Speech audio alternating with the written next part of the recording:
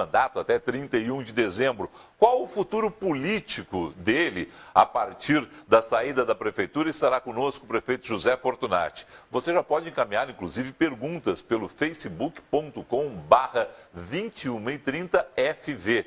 Vá lá, deixe o seu comentário, faça a sua pergunta para o prefeito. E depois nós vamos estar conversando sobre um tema polêmico. Esse é o Setembro Amarelo, onde os médicos do mundo inteiro estão tratando da questão da depressão e um problema mais grave ainda que leva à depressão, o suicídio. O número de jovens em Porto Alegre que se suicidam é altíssimo. O tema é um tema espinhoso, mas a gente tem que tratar. Até aqui a imprensa se negou a falar a respeito dessa situação, era considerado um tabu essa questão do suicídio, mas nós entendemos que temos que falar a respeito disso, porque afinal de contas pode ajudar a milhares de pessoas no Rio Grande do Sul, um dos estados onde mais acontecem suicídios no Brasil e no mundo inteiro, a debater o assunto. E é só falando a respeito disso que a gente vai diminuir esse número de suicidas no Rio Grande do Sul. É um tema que a gente vai enfrentar no 21h30, que vai estar no ar em instantes. Fique ligado aí no Facebook.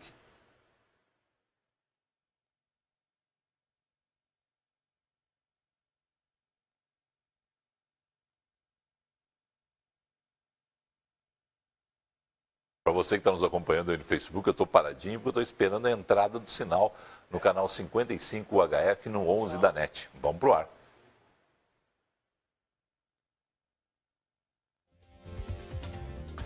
Boa noite. Eu sou Felipe Vieira e vou estar todas as noites com você aqui na TVU, canal 55 do HF, 11 da NET e também nas redes sociais e transmitindo para o planeta inteiro o nosso programa. Conto com a sua participação a partir de hoje através das redes sociais para falar comigo e com os nossos convidados sempre muito especiais a respeito de saúde, política, economia, comportamento, esportes. Os temas são livres. O que a gente pretende aqui é fazer do Rio Grande do Sul uma plataforma para tratar assuntos que interessam ao planeta inteiro, sempre com um olhar gaúcho, com um olhar peculiar que nós temos a respeito de tudo que acontece no mundo. Obrigado pela sua sintonia a partir de hoje, de segunda a sexta-feira, até às 10h30 da noite, todos os dias, o 21h30, na sua casa. Fique com a gente.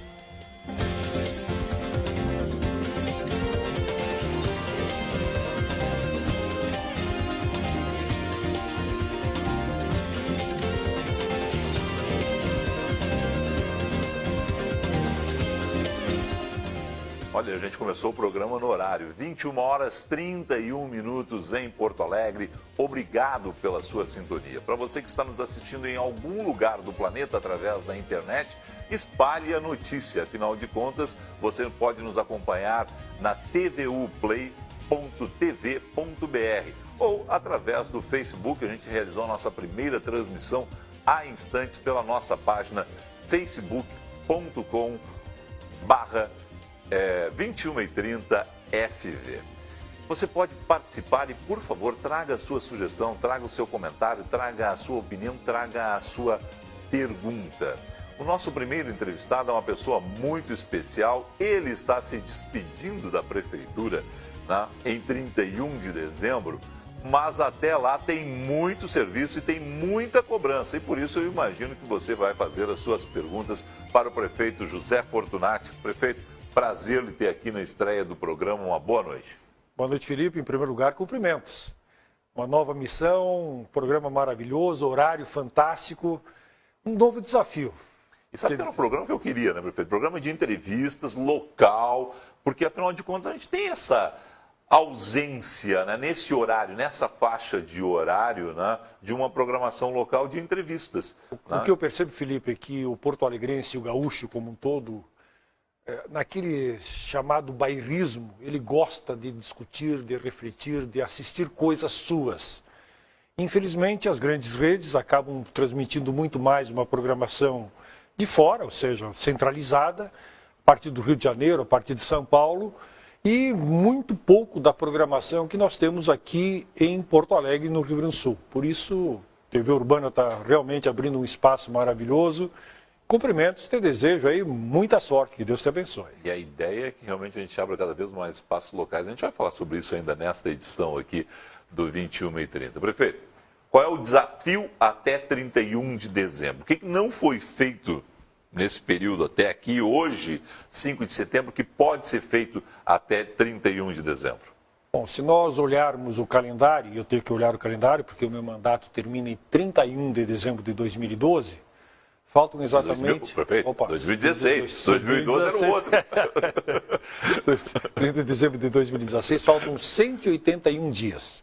O senhor conta isso mesmo? Conto, não é brincadeira. Por quê? Porque eu tenho que planejar minhas ações. Eu sou extremamente organizado. Eu sou administrador de empresas, além de advogado, eu sou administrador de empresas. Prefeito, isso me surpreendeu. Para tudo aqui. O senhor vai... É na folhinha mesmo? Falta 181 dias. Da folhinha. Por quê? Porque quando eu penso ações, naturalmente as ações nem sempre elas acontecem de acordo com a nossa vontade. Uma obra, como exemplo.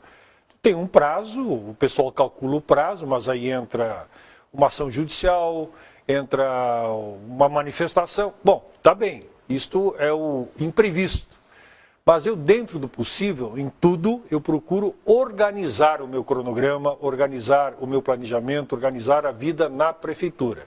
Especialmente agora. Então, como eu saio em 31 de dezembro de 2016, eu tenho que olhar quais são as ações que eu posso fazer, respondendo da forma mais positiva possível aquilo que o eleitor me confiou, que é a administração das cidades. Então, existem questões normais. Cuidar dos serviços da cidade, levar adiante as ações sociais que devem ser, mas existem obras que estão acontecendo. Então eu tenho que olhar para essas obras de pequena, média e grande monta. Eu tenho que olhar para essas obras e a cada momento acompanhando com meus secretários, bom, quando é que essa obra vai ser entregue? Tem que estar cobrando. Por quê? Eu não posso simplesmente entregar a prefeitura para o próximo prefeito, seja ele quem for, de forma irresponsável. Eu quero sair de consciência tranquila, pela porta da frente, olhando nos olhos das pessoas como faço hoje. A gente está na campanha, a gente não pode detalhar algumas questões, mas vamos lá. Que prefeitura o senhor entrega dia 31 de dezembro? Nessa crise financeira, onde vários municípios, e até Porto Alegre, corriam o risco, não sei se ainda segue correndo, de ter problemas com a folha de pagamento. Qual é a situação? Em primeiro lugar, Felipe, é importante que o telespectador compreenda que hoje é uma grande crise nacional, que todo mundo sente, ele está sentindo com toda certeza. Duvido que tenha qualquer telespectador que não esteja sentindo fortemente a crise econômica. O grande problema, qual é o grande problema? O governo federal contingencia recursos, poda o seu orçamento. O governo do estado não precisa dizer, né, a situação em que nós nos encontramos, não por culpa do governador Sartori, mas por uma história já de 40 anos, o estado realmente caindo. Não consegue pagar a integralidade dos salários, muito menos repassar os recursos para os municípios. Todos os municípios dependem dos recursos próprios, que são os tributos que nós arrecadamos, no nosso caso IPTU, ISSQN, ITBI, especialmente, e outras taxas, e dependemos da participação do Estado e da União, para que a gente, obviamente, complemente o nosso orçamento.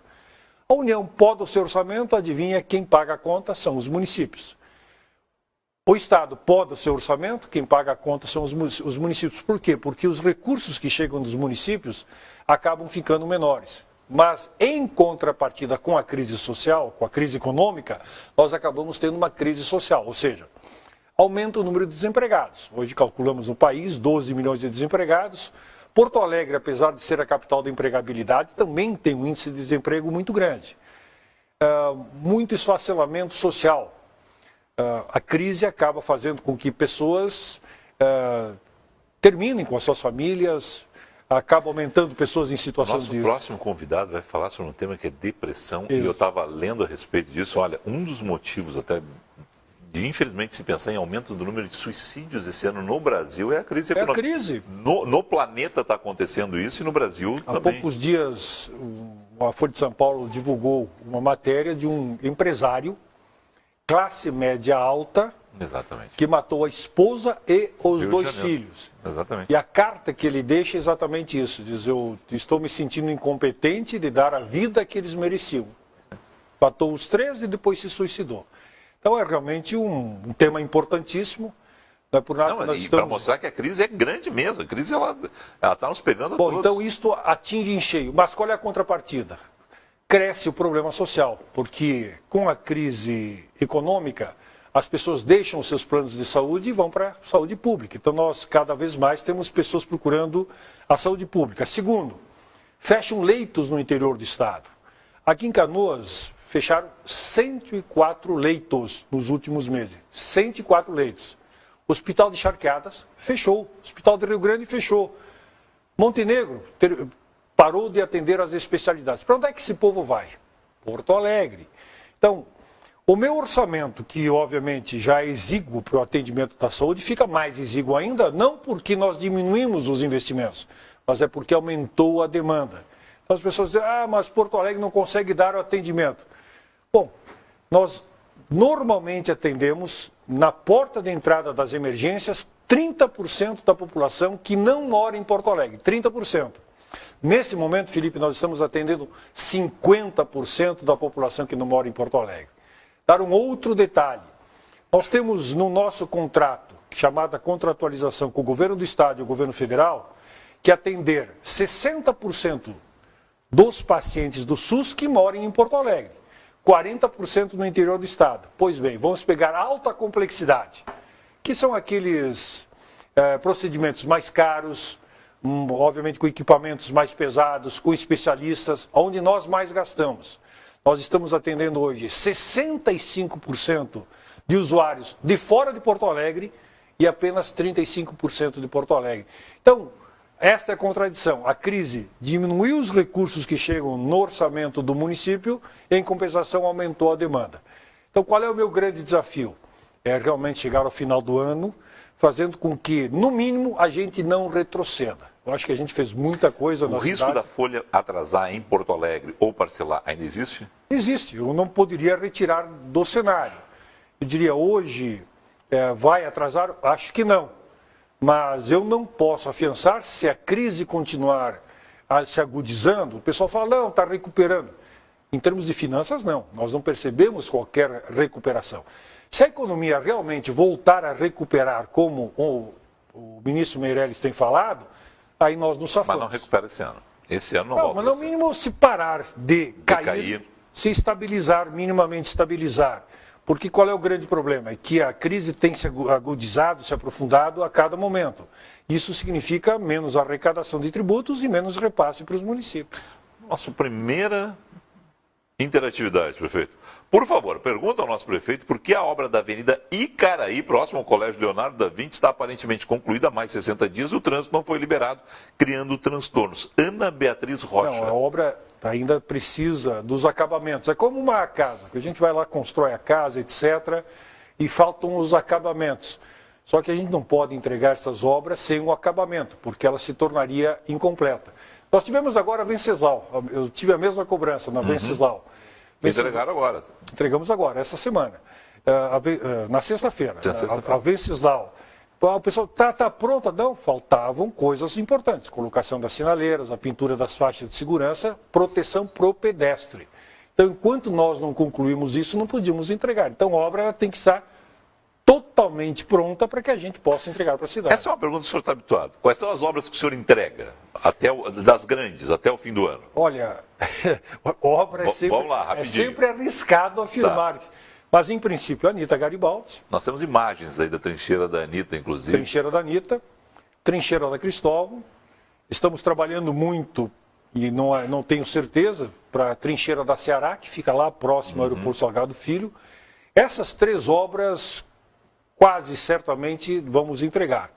Fazendo um esforço muito grande, obviamente depende da chuva, tem chovido muito, nós estamos com um cenário muito favorável às obras, agora com muita chuva, a Orla do Guaíba, quer dizer, que é a minha menina dos olhos. Na verdade, a Orla do Guaíba é a minha menina dos olhos, por quê? Porque vai mudar a relação da cidade de Porto Alegre com o seu Guaíba. Eu fui ao YouTube procurar imagens da Orla do Guaíba. E eu imaginava que eu ia buscar aquela maquete eletrônica, né? Mas aí nós descobrimos esse vídeo aí, né, de um porto-alegrense a respeito da obra de revitalização Está aí o crédito dele, inclusive, no ar. É maravilhosa a obra que já está saindo ali, a gente está vendo, está avançando. Essa obra não vai ser concluída até 31 de dezembro. Não é impossível. Na verdade, o cronograma atual, pelo menos até antes da chuva, nós entregaríamos. Porque a parte mais complexa, Felipe, da obra já foi feita, que é exatamente a parte da infraestrutura. Infraestrutura, inclusive, dentro da água. Como exemplo, o bar que está sendo construído perto da usina do gasômetro, ele fica totalmente dentro da água. Então imagina a complexidade para colocar a sua infraestrutura. O bar está pronto, porque ele é uma montagem que foi feita em São Leopoldo, a empresa que ganhou. Vem inteira, né? Vem inteira, é montada, sim, ele vem em partes, mas vem como um quebra-cabeça. Puf! Nós já estamos basicamente com os decks, quem passa hoje pela hora percebe, os decks estão praticamente prontos, pelo menos a parte metálica, falta colocar a madeira. Os bares estão muito avançados. Então o cronograma ele está adequado. Os permissionários já estão definidos? Não, porque depende de licitação. Não vamos entrar na briga que a gente tem no Cais do Porto, prefeito, que é atraso. Porque não, porque são coisas diferentes. São coisas diferentes. Essa briga nós tivemos lá atrás. Uhum. Eu me recordo perfeitamente que numa audiência pública em que o arquiteto urbanista Jaime Lerner foi até a Câmara de Vereadores falar sobre a proposta, ele foi xingado, ofendido pessoalmente, mas isso nós ultrapassamos. Hoje isso nós ultrapassamos. Só Porto Alegre no planeta. Só Porto Alegre no planeta para cobrar expertise ou conhecimento técnico de Jaime Lerner. Se você disser que o Jaime Lerner quer fazer um projeto, ou vai fazer um projeto em Barcelona, Nova York, Hong Kong... E tem todas essas cidades, ele tem. Todo mundo vai pegar e abrir caminhos. Porto Alegre... Tapete azul. Azul. Sua preferência clubística. O senhor gostou da mesa, não? Tá bonita, mas bonito. Tá bem. Vamos deixar por isso. O Grêmio é campeão esse ano ou não? Difícil. Eu acho que nós vacilamos muito, infelizmente, em alguns jogos. É engraçado, porque o Grêmio pega os times de ponta, tipo Corinthians, e joga super bem. Realmente dá uma aula de futebol. Se empenha, né? Tem um foco, tem uma concentração. Aí vai para o fim da tabela, lá no Z4, empata, perde.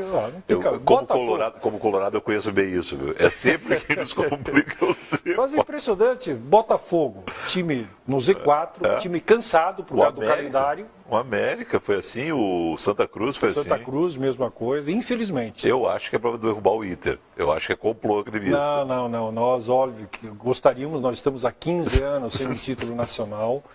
Qualquer gremista, obviamente, sonha com isso. Mas, infelizmente, hoje, obviamente não sou de jogar a toalha, mas nós voltamos àquela situação anterior, de mais brigar pelo G4 do que pelo campeonato. Mas, óbvio, o campeonato não está ainda descartado, ainda não. Voltando à Orla do Guaíba, que é um projeto maravilhoso do Jaime Lerner, até a gente já consegue vislumbrar ali a obra em direção ao rio, né, esses decks todos que o senhor falava. Mas as pessoas não percebem muitas vezes, e ela está muito mais vista, a obra na praça, em frente à usina do gasômetro. E ali vai se recuperar uma situação que é o aeromóvel. Ali era um depósito de lixo, ali era um horror aquilo ali. Você olhava para o rio, aquilo maravilhoso, mesmo sem a revitalização. E olhava para a esquerda, era um depósito de lixo a céu aberto, era um horror. E mesmo com o aeromóvel ali. O aeromóvel vai ser valorizado e toda aquela área ganha uma urbanização, né? Sem dúvida. A Praça Brigadeiro Sampaio, que desta área, porque a Praça Brigadeiro Sampaio continua até o Museu do Trabalho, ela ganha uma vida fantástica. Nós teremos um deck imenso de madeira, lindo. Nós teremos locais para que as pessoas possam sentar, locais de contemplação, de passeio, de convivência das crianças. Teremos um pequeno parque voltado para as crianças, academia de terceira idade. Ou seja, aquele espaço, aquela área verde que praticamente era uma área abandonada, como tu dissesse, com as pessoas jogando lixo, vai se tornar uma das praças mais bonitas da cidade de Porto Alegre. Ali vai ficar muito legal. Acredito que até outubro a gente entregue a Praça Brigadeiro. O que o senhor gostaria de entregar? Fora a revitalização, que o senhor disse que é a menina dos olhos. Pô, Felipe, essa aqui era uma obra essencial do ponto de vista social da cidade, ou do ponto de vista A grande obra que eu gostaria de realmente pegar, não vai ser possível, a Avenida Tronco. Por que Avenida Tronco? Porque as pessoas que não conhecem a Avenida Tronco, a Grande Cruzeiro do Sul, obviamente pensam na rodovia, na via, porque nessa via vai ser uma via expressa com corredor de ônibus, ciclovia, então as pessoas pensam na via, que indiscutivelmente vai ser uma das vias mais modernas da cidade. Mas eu penso no alcance social que a obra tem. Quando nós fizemos o cadastro das pessoas que moravam sobre o leito gravado da avenida, ou seja, onde deveria ser construída a avenida, nós cadastramos 1.550 famílias. 1.550 famílias, não pessoas, como alguns imaginam. Famílias que não tinham a propriedade, tinham a posse, mas não a propriedade, que moram lá 15, 20, 30 anos, de forma extremamente precária, em condições subhumanas, muitas delas, e que nós fomos gradativamente, com o apoio de 6 importantes lideranças comunitárias, escolhidas por eles, nós fomos gradativamente oferecendo às pessoas alternativas, uma delas, bônus moradia, só para explicar para o telespectador. Chego lá, o Felipe está lá com a sua casinha, diz, Felipe, tu pode escolher uma casa, vai até valor X, busca uma casa. Porto Alegre, Alvorada, Cachoeirinha, Canoas, porque muita gente tem parentes na região metropolitana. Nós íamos lá, na Secretaria da Fazenda avaliava o imóvel e bancava e dava o título de propriedade para essas pessoas. Hoje, restam ainda 180 famílias, apenas das 1.550 famílias, apenas 180 famílias, que resistem, obviamente nós não vamos retirar ninguém à força, vamos negociando para que todo mundo possa sair e completar. Atrapalha a obra? Atrapalha, está atrapalhando um trecho da obra mais próxima aqui ao Estádio Olímpico, já começa a atrapalhar realmente. Nós tínhamos um problema em frente ao postão do INPS. Isso é algo interessante. As pessoas não têm ideia, né, do tamanho dessa obra, né, geograficamente. Ela vai, a ponta mais... A ponta no Hipódromo do Cristal. Nós estamos na ponta dela aqui atrás. Aqui atrás, aqui atrás, né? Porque a TVU, para quem não sabe, exatamente no jockey, né, no hipódromo. E aí nós vamos com ela até lá, a outra ponta é o Olímpico mesmo. A outra ponta é o Olímpico mesmo. Bem no Olímpico, exatamente. Bem no Olímpico é uma das pontas. E tem uma outra parte que vai até perto, até próximo, para que as pessoas se situem, é claro, não é tão próximo, ao presídio Madre Pelletier. Naquela região. Para você ver a região toda que engloba, né? Porque ela faz uma bifurcação. Exatamente. Ela faz uma bifurcação. Não, é uma obra muito interessante. Prefeito, essa obra o senhor não entrega? Então, ela fica extremamente avançada, é importante que as pessoas entendam, porque além do que aparece na superfície, nós fizemos todo um processo de canalização importante. Era uma área que inundava muito seguidamente, qualquer chuvinha inundava. Nós fizemos uma macrodrenagem fantástica. Lá próximo da Vila dos Comerciários, existem dutos onde eu caminho, eu tenho 1,98 m. Eu consigo caminhar com tranquilidade por dentro dos dutos. Ou seja, então, é uma vantagem direta que a comunidade vai ter e que poucas pessoas vão lembrar daqui a pouco. Então, é uma obra fantástica, mas vamos deixar ela aproximadamente 75% dela pronta. Em 2017, ela ficará pronta. Fabiana é um pedido, eu não sei se já não está no programa, mas é o seguinte, que tenhamos mais possibilidade de, ela coloca aqui hidratação, mais água pelo que eu entendi aqui, na pista de corrida da revitalização da Orla, na Bebedouros, é isso? Bebedouros. Então, teremos, é uma das nossas preocupações, porque... Deve correr bastante, ele vai ficar lindo para correr. Não, aliás, já hoje, sem a qualificação da Orla, se nós formos qualquer final de semana que não chova como esse final de semana, mas que tenha sol, são milhares de pessoas. Aí eu tomei a decisão de trancar a Beira-Rio, começando na usina do gasômetro. Sabe que eu não gosto dessa ideia, né, prefeito? Está muito longo aquilo aí para nós, moradores. Gastamos um caminhão de dinheiro naquela obra. Aí, sábado e domingo, a gente fica entupido lá no shopping. Mas é as pessoas, aquilo é voltado para as pessoas. Vai lá, leva tua família, vai passear. Mas aqui no Beira-Rio, por exemplo, de vez em quando não tem ninguém caminhando. Esses dias eu cometi... Não, mas é que... Não, perfeito. A extensão como um todo, não. Perfeito. Mas é que não tem uma escapatória. Mas sabe que esses dias eu me indignei. Nós estávamos todos, todo Porto Alegre inteira, na minha opinião, estava no engarrafamento da Ipiranga, na Borges, em sentido à Zona Sul. Quando eu cheguei no Beira-Rio, eu disse, aqui vai estar aberto. Entrei, não estava aberto, tive a fazer o retorno e entrei de novo no engarrafamento.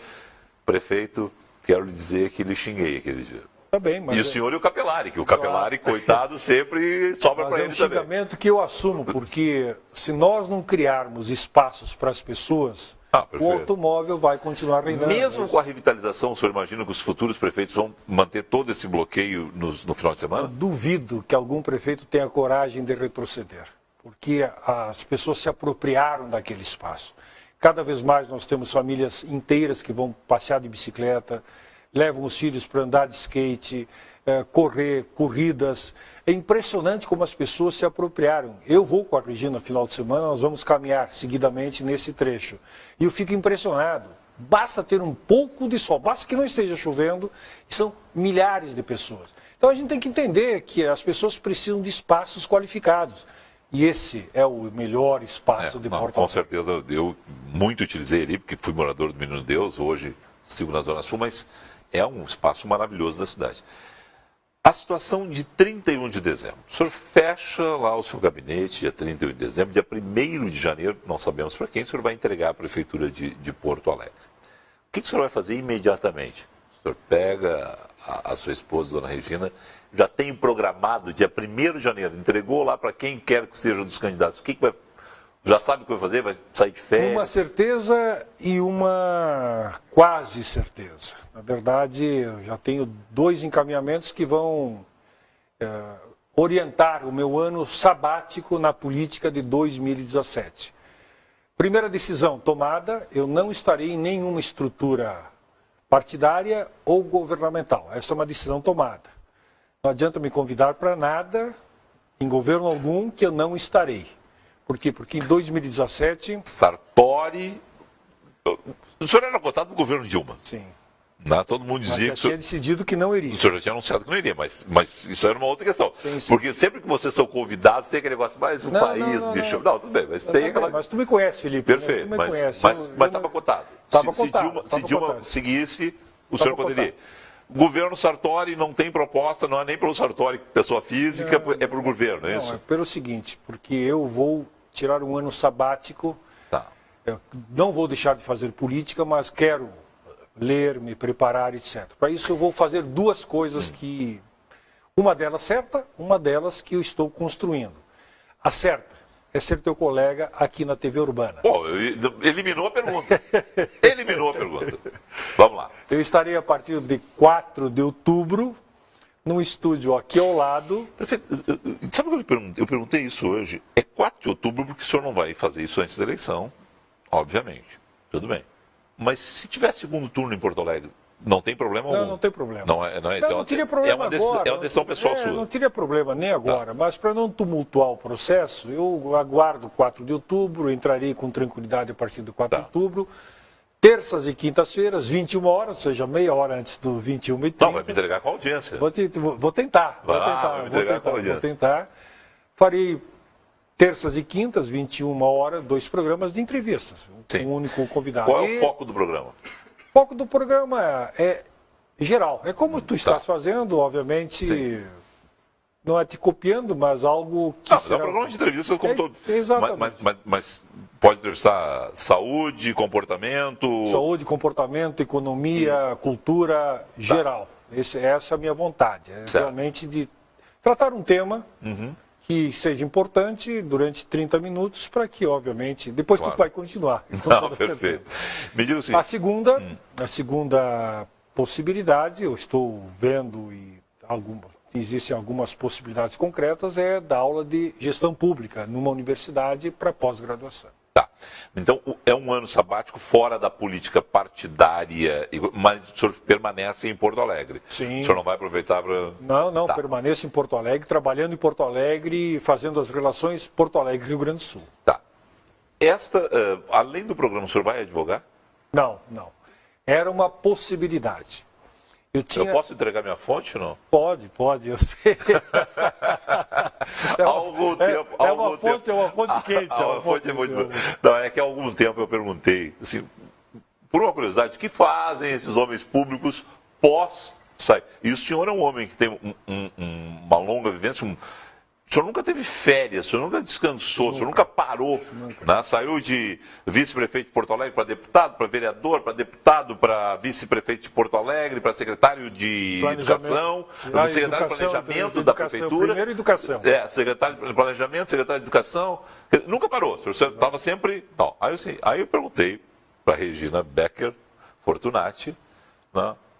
Esse cara vai parar, como é que é frear, né? Porque é um trem vindo e como é que freia o trem, né?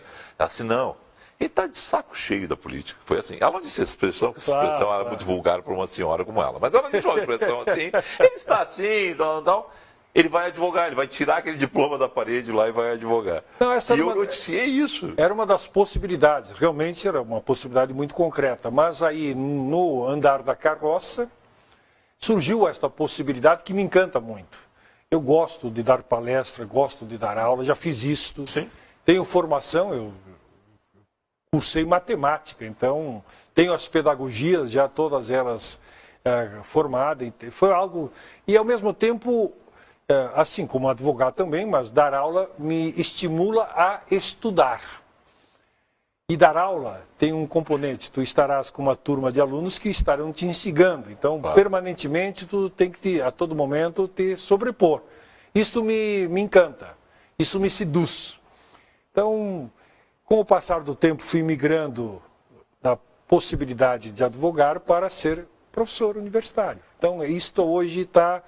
Bom, se vai ser, como faltam 4 meses, eu não posso ainda definir, mas em princípio será isso. Programa aqui na TV Urbana e dar aulas de gestão pública. Quero dizer que o senhor está completamente certo no negócio, porque só eu levei pau. E tem várias mensagens aí, vou ler 2 apenas. Tá? Edson Martins, tem que abrir a orla. Norberto Lemos, ótimo prefeito, tem que fechar mesmo a orla. Quer dizer, eu acho que tem que... Eu acho que... Não, é só a avenida. Não é isso para mim. O tem que abrir a orla agora que eu me flagrei. Eu acho que esse aqui... Mas tem vários aqui, o Norberto e outros, ótimo prefeito, tem que fechar mesmo a orla, no sentido que o senhor falou, sim. E tem um que eu acho que me apoia, eu arrumei um apoiador, o Edson Martins tem que abrir a orla, que é uma reclamação que eu fiz, abrir a orla nessa parte da avenida, né? Mas levei de goleada, tá? Foi goleada, não tem problema. Então a maioria está comigo. Tá, a maioria ou eu estou com a maioria. Ou o senhor está com a maioria. Prefeito, prazer em ter aqui. Grande alegria, Felipe. Antes, depois o senhor vai virar terças e quintas, né? Nosso colega direto aqui a partir de outubro, mas antes de dezembro, antes de 31 de dezembro, a gente volta a conversar. Né? Foi muito tranquilo, é muito tranquilo sempre a sua relação com a imprensa e espero, né, que o senhor tenha muito sucesso nessa nova carreira, né? Aqui na TVU. Muito obrigado, eu desejo mesmo. Tu estás, na verdade, além de toda a tua experiência, que é fantástica, como jornalista... 37 anos. 37 anos. Então, eu sou um aprendiz. Eu já apresentei o programa, Amigo Bicho, TV Bandeirantes. Amigo Bicho, na Bandeirantes. Foi a minha experiência única como apresentador. Eu sempre estive do lado de cá, na condição que estou hoje. Então, vou mudar um pouco. Espero ter um pouco da tua sabedoria, da tua experiência para mostrar aos telespectadores. Obrigado ao senhor, uma boa noite. Uma boa noite, que Deus nos abençoe. A gente volta depois do intervalo com novas atrações e informações do que vai acontecer amanhã em Porto Alegre. Se ligue.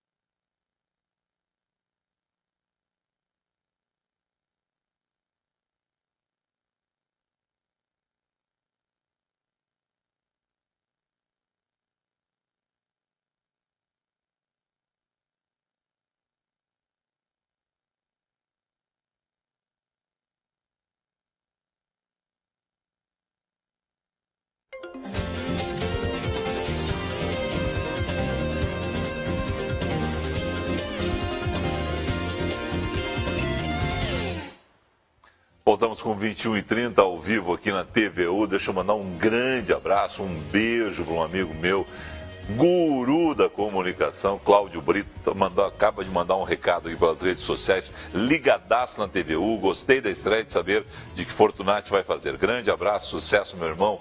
Cláudio Brito, um beijo para você, um beijo para a família, porque afinal de contas é muito legal estar na tua companhia sempre. Cláudio Brito é um especialista de carnaval que a gente vai trazer aqui na época do carnaval para falar com ele a respeito de tudo o que acontece em Porto Alegre e no Rio de Janeiro, para onde ele se transfere, sabe tudo. Se você quer saber tudo de carnaval do Rio de Janeiro, acompanhe o que diz aí o Cláudio Brito. E depois criou uma fera de carnaval, que é o Vinícius, é outro que sabe tudo mesmo sobre o assunto. Faço no assunto agora, infelizmente, não é sobre carnaval que a gente vai falar sobre um assunto muito sério. É uma questão que cada vez mais é de saúde pública, está no nosso dia a dia, está no nosso serviço, está na nossa família e muitas vezes a gente não percebe isso. Comigo aqui no estúdio, o psiquiatra Ricardo Nogueira. Doutor Ricardo, muito obrigado pela presença ao vivo aqui conosco. Agradeço a oportunidade e depois ver a estreia aqui do Fortunati, né? E eu estava dizendo para ele, olha Fortunati, eu quero te cumprimentar, porque em 2008 nós começamos um programa de prevenção ao suicídio aqui em Porto Alegre, que Porto Alegre ainda é a cidade brasileira com o maior índice de suicídio do Brasil, com 11,9 suicídios para cada 100 mil habitantes. A média brasileira é 4, quer dizer, então Porto Alegre tem quase 3 vezes mais. Mas apesar disso, nós tínhamos lá em 2008 120 suicídios por ano em Porto Alegre, uma média de 10 suicídios por mês. E com aquele programa de prevenção ao suicídio que nós fizemos lá no posto da Vila Cruzeiro, um treinamento e capacitação dos profissionais da saúde, nós conseguimos reduzir já num primeiro ano em 10%, no segundo ano mais 10%, foram 20%, diminuímos então de 120 para 100, e hoje se mantém ainda com 95, 97. Em números absolutos é o maior índice de suicídio do estado do Rio Grande do Sul, mas apesar de tudo se conseguiu reduzir. E o que chama mais atenção é que nós temos hoje aqui um índice de suicídio principalmente entre crianças e adolescentes, sendo que as adolescentes femininas, as meninas, a maior causa de morte entre os 10 e 29 anos é o suicídio entre as meninas. E entre os meninos é a terceira maior causa. O que está acontecendo? Por que isso? É uma desesperança, a gente está dizendo isso, né? Usando esse termo assim, as pessoas estão sem um norte, as pessoas estão sem um rumo. Na entrevista com o Fortunati, inclusive, já antecipando, eu anunciei a sua entrevista dizendo o seguinte, a crise econômica leva a isso também, né? Exatamente. Nós estamos pesquisando agora vários autores no mundo inteiro. Então, vários autores mostram que a diminuição do produto interno bruto, o PIB, o desemprego, a diminuição da renda, isso leva ao suicídio. Eu vou te dar um exemplo. O Rio de Janeiro, que era um estado que tinha menos suicídio no Brasil, agora recentemente nós vimos notícias de familiares que mataram a família e se mataram. Em São Paulo também, inclusive pessoas ligadas à própria Operação Lava Jato, empresários ligados, né? Então, essa crise econômica, nós temos hoje já 12 milhões de desempregados no país. Já tem gente que diz que chega quase a 13. Então, isso reflete. E são vários autores de vários países. Como é que a gente percebe isso ao nosso redor? Tem uma pesquisa da Blanca Verlang e da Vivian Roche Borges, lá da PUC, que elas constataram, na zona norte de Porto Alegre, em 534 adolescentes que elas pesquisaram, que é um N bastante significativo, que 36% desses jovens tinham desesperança. Desesperança. Nós não éramos acostumados a atender crianças. Semana passada... Criança. Semana passada... Criança com depressão. Não, com tentativa de suicídio séria. Nós tivemos a semana passada 2 meninas com 12 anos de idade internadas na UTI do Hospital Universitário de Canoas por intoxicação medicamentosa. Nós tivemos um menino... Você chegou a entrevistar elas? Qual é a causa disso? O que elas dizem? Uma dessas meninas, uma situação social delicadíssima, né? Uma família muito comprometida, não é? E assim, totalmente abandonadas, rejeitadas em algumas situações. E aí nós pegamos dados do Centro de Informações Toxicológicas, o CIT, da Secretaria Estadual de Saúde, da FEPS, que está fazendo 40 anos agora, e o CIT nos mostra um dado que é estarrecedor. Mostra que da faixa etária dos 10 aos 14 anos, aumentou o suicídio tentativa de suicídio por intoxicação medicamentosa em 26%. E dos 14 aos 29 anos, aos 19 anos, aumentou 44%, intoxicação por medicamentos, inseticidas, venenos, agrotóxicos e com ideação suicida. Doutor, o senhor falou da dificuldade social dessa criança, mas essa não é uma doença que pega a camada mais baixa apenas, ela pega todo mundo, né? Exatamente. E pega pessoas que muitas vezes a gente não acredita. E aí vamos falar, é um tabu ainda para a imprensa falar muitas vezes em suicídio, em depressão, mas há um caso conhecido no Rio Grande do Sul recentemente, ex-Miss Brasil, Fabiane Niclotti, que se suicidou. Não tem uma regra básica. É o tipo da doença que não tem regra. Pode ter sintomas, mas não tem um perfil único. Não, perfil único não. É um perfil multifacetado. Mas, no entanto, 100% das pessoas que se suicidaram, elas têm alguma doença psiquiátrica ou mental.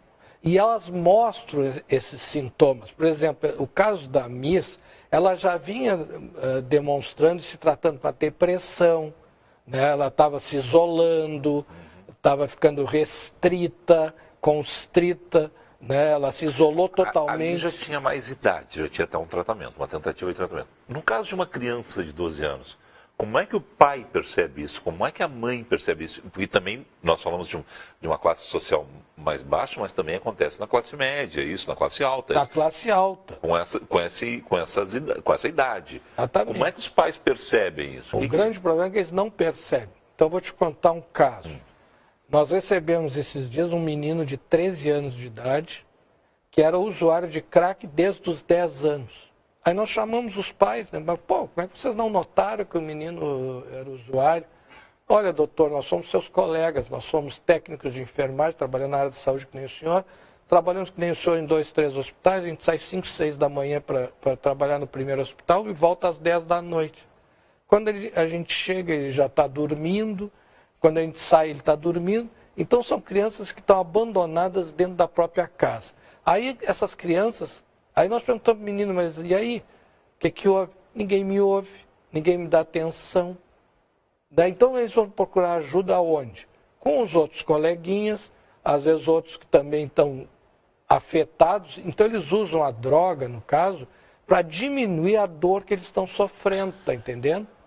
Nós da imprensa, ao tratarmos isso como um tabu, somos culpados, porque de um tempo para cá, se criou, e inclusive é o tema do Setembro Amarelo, essa situação da gente falar mais sobre isso. Né? Essa, inclusive, é a ideia do Setembro Amarelo, falar sobre isso, as pessoas comentarem isso. Mas ainda é um tabu? Nós temos Na verdade, é que tem uma lei, tem um decreto estadual de 1940. Que a gente não respeita por ser isso. Exatamente, né? que é do governador, que como ele não conseguia resolver o problema do suicídio, porque o problema do suicídio no Rio Grande do Sul é há décadas. Só para você ter uma ideia, nos últimos 21 anos, sabe quantas pessoas se mataram no Rio Grande do Sul? Mais de 25 mil. O número é superior a 1.000 e a gente não dá por ano. Por ano. E a gente não dá a devida importância a isso. São 3 pessoas por dia. Exatamente. E a gente não, quando a gente fala isso, as pessoas ficam estarrecendo. Não pode ser verdade isso. Só para você ter uma ideia, pior de tudo, Felipe, que a gente tem informações as mais fidedignas. Nós temos aqui o mapa do suicídio, que é da Secretaria de Segurança do Instituto de Perícia, que tem as 6 maiores regiões que tem suicídio na cidade de Porto Alegre. Só para dar um exemplo, o centro de Porto Alegre, os suicídios, a maioria deles são por precipitação. As pessoas se atiram dos prédios. E são pessoas de mais idade. Em outros bairros são jovens, mais jovens, e são outros tipos de suicídio. Nós temos o mapa da violência do Rio Grande do Sul. O mapa da violência do Rio Grande do Sul, que é produzido para o Ministério da Saúde, através da Universidade Federal do Rio Grande do Sul, nos diz quais os dias que tem mais suicídio, qual a hora, qual a faixa social, qual o estado civil. Tem um dia? Tem. Qual? Domingo, final da tarde. E a maioria das pessoas, isso mudou. Antigamente eram separados, divorciados e viúvos. Hoje são casados. Mudou. Um adolescente se inspira no outro, aumentando o índice de suicídio? Silvia Rachevski pergunta. Sim, sim. Inclusive existe os acordos de suicida, né? Então nós tivemos há pouco em Gramado e Canela um grupo de adolescentes que fizeram um verdadeiro conluio suicida. E tivemos o ano passado em outros municípios do Rio Grande do Sul também. E o que nos chama a atenção é que o Rio Grande do Sul, que é o estado com a maior incidência de suicídio do Brasil, 3 vezes mais do que a média nacional, na Brigada Militar nós temos o dobro. Para cada 100 mil nós temos 22. Por quê? Porque na Brigada Militar nós temos muitos jovens dessa faixa etária e que têm acesso à arma. Mas esse é um fenômeno não da Brigada Militar do Rio Grande do Sul. É um fenômeno de todas as polícias militares do mundo. Na Polícia Federal, por exemplo, nós tivemos o ano passado, retrasado, 12 suicídios de delegados, né, porque eles têm acesso à arma. Né? Então, agora, contraditoriamente, paradoxalmente, a Brigada Militar faz um trabalho de excelência na prevenção do suicídio. Esses suicídios por precipitação no centro de Porto Alegre só não é maior graças à Brigada Militar, que tem um programa chamado Homem-Aranha, que ninguém divulga e ninguém sabe. Eles negociam, tem profissionais, negociam com esses pacientes para eles não se atirarem. Quando um vai negociando, vem o Homem-Aranha, que é através de cordas, e salva as pessoas.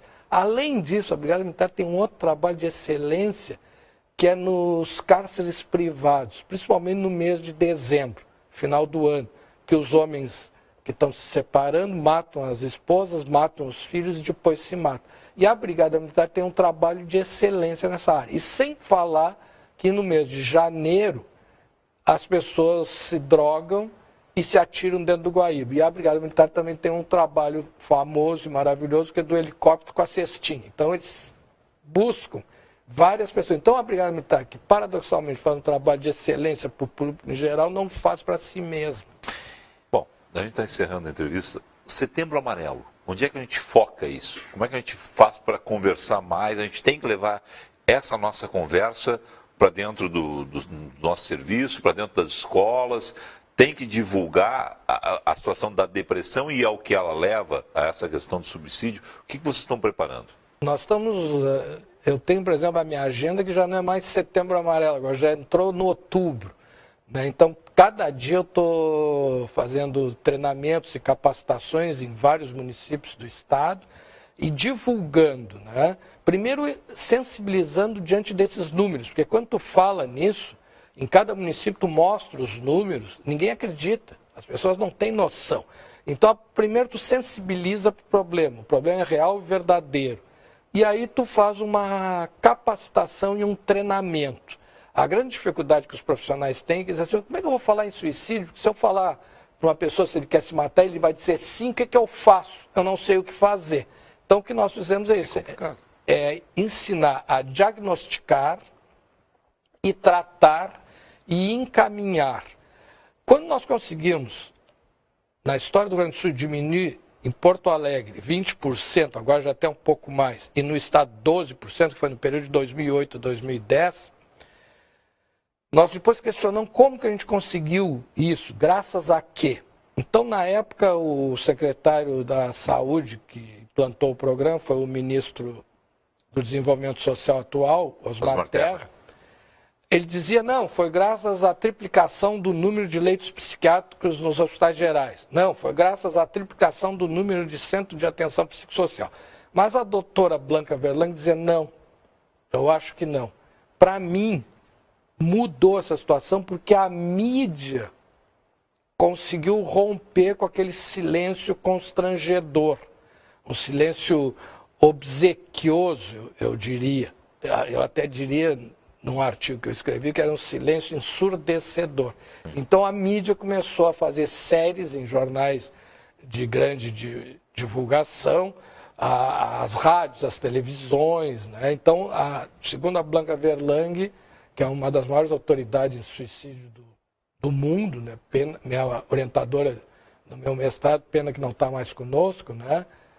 Ela dizia que a mídia foi fundamental. Bom, então é um trabalho nosso mesmo de tirar o tabu dessa história, porque a gente trata isso ainda muito como tabu, muito menos pela lei de 1940, mas muito pelo fato de... É um decreto. Não, e se dizer o seguinte, quanto mais divulgar, mais as pessoas vão se suicidar. Não, quanto mais a gente divulgar, mais a gente vai alertar pessoas para tentar salvar outras vidas que estão muito próximas delas, no local de trabalho, na residência, na escola. Esse é um problema hoje de saúde pública que a gente tem que estar alerta no nosso dia a dia. E pelo próprio número. A gente faz um alarido com as mortes do H1N1 e essas gripes, né? Nós tivemos até julho 190 mortes. O suicídio é mais de 1.000 há décadas. Né? Então nós temos que tomar... E prova tal que quando a gente fez esse programa de 2008 a 2010, a gente diminuiu em 12%. O que aconteceu? O outro governo entrou, não fez, aumentou barbaramente. Tivemos o maior recorde de suicídio do Estado. Mas nós vamos retomando isso, como aqui em Porto Alegre, claro. E com resultados. Doutor Ricardo, conte conosco aqui para divulgar mais essas ações. Né? Obrigado pela sua presença ao vivo. Uma boa noite para o senhor. Eu que agradeço o prazer de estar aqui contigo, com o Fortunati, com todos vocês, e te desejo o maior sucesso aqui. Obrigado. A gente vai para um rápido intervalo, volta para fechar o programa com as últimas informações, fatos que acontecerão amanhã. Fique ligado.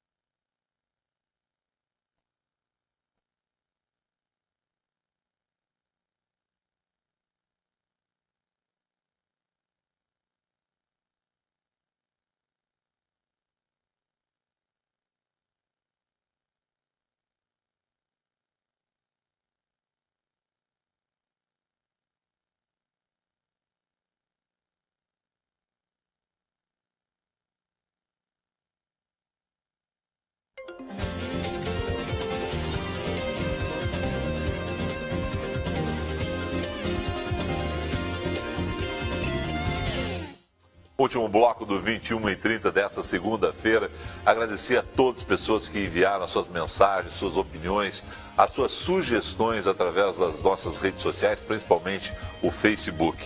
Agradecer aqui nosso colega de TVU, Cadu Oliveira, que me recepcionou nessa casa há alguns dias, e agradecer também a sintonia do Ico Thomas. Se você não sabe, o Ico vai estar conosco aqui na TVU, vou recepcioná-lo aqui nos próximos dias, vai estar aqui no 21h30 contando o que vai ser o programa do Ico e também, né, histórias da vida dessa grande figura. Duas notícias para fechar o programa.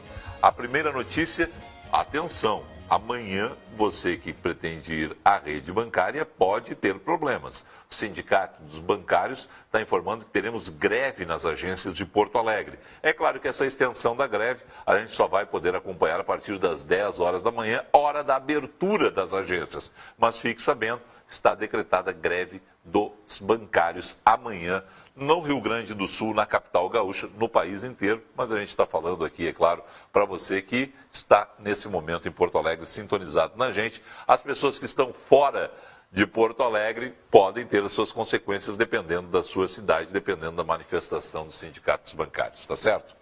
E uma outra informação, o CEPER Sindicato obteve hoje uma grande vitória para os professores no Tribunal de Justiça. Uma ação do CEPER Sindicato avaliada aí, né, analisada pelos desembargadores do Tribunal de Justiça do Rio Grande do Sul, deu ganho de causa para o sindicato, dizendo o seguinte: o governo do estado tem que pagar o salário dos professores em dia, chega de parcelamento. Já houve outras decisões nesse sentido, mas agora é uma decisão do Pleno do Tribunal de Justiça. A presidente do CEPER Sindicato, Helenir Schirer, falou a respeito dessa decisão.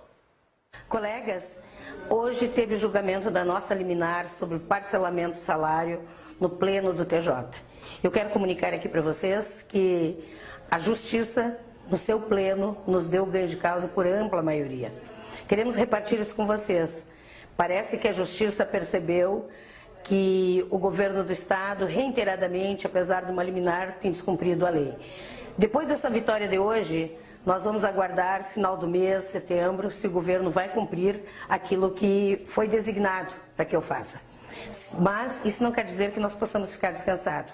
Temos o governo que já não cumpriu a lei há tantos meses, poderá tentar novamente. Portanto, estejamos atentos e vamos fazer José Ivo Sartori aprender a cumprir a lei.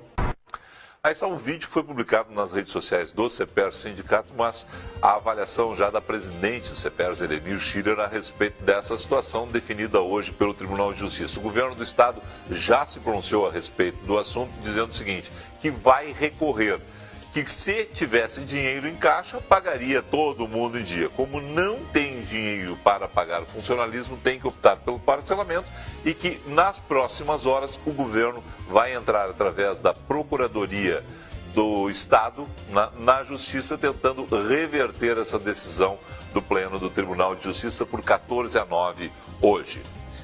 Muito obrigado pela sua sintonia, foi um prazer ter estado com você aqui na TVU nesta noite de segunda-feira, nossa estreia.